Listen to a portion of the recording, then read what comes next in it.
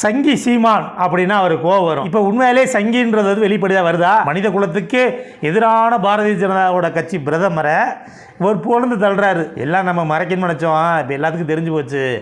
நீ வெளிப்படையாகவே கூட்டணிக்கு போகிறதுக்கு அதுக்கு தான் எவன் கூட்டணிக்கு போனால் எதிர்பார்ப்பானா அந்த கட்சியில் சூடு சொரணம் இருக்கேன் கொஞ்சம் கொஞ்சமாக எல்லோரும் வெளியாகிட்டான். இன்றைக்கி இருக்கவங்கள சங்கி சீமானுக்கு ரசிகர் பண்ணுறது மறுபடிக்கு விஜய்க்கு பின்னாடி ரசிகர்கள் இருக்காங்களா, அது மாதிரி சீமானுக்கு பின்னாடி ரசிகராக தான் இருக்கான். அந்த கொள்கையை இதை வச்சு தலைவரை நேச்சு வந்தவெல்லாம் அதில் அந்த கட்சியில் யாரும் இல்லை. அது சங்கி சீமானுக்கு தெரிய ஆரம்பிச்சிருச்சு. அதனால் இன்றைக்கி வெளிப்படையாக ஆற தழுவி மாற்றி மாற்றி புகழ்ந்துக்கிட்டு இருக்காங்க. இந்த சங்கி கூட்டங்கள் உள்ள தம்பிகள் நீங்கள் இப்போ யோசிங்க, என் முன்னாடி போய் தெரிகிறத விட்டுவிட்டு உங்கள் பொண்டாட்டி பிள்ளைகளை பாருங்கள். இல்லைன்னா இதே மாதிரி என்னைய மாதிரி என்றைக்கா ஒரு நாளைக்கு வெளியே வந்து உட்காந்து உங்கள் சீமானுக்கு எடுத்து நீங்களே உட்காந்து பேசுவீங்க. அது காலங்கள் வரத்தான் போகுது. இந்த சங்கின்றது வெளிப்படையாக தெரிய ஆரம்பிச்சிருச்சு.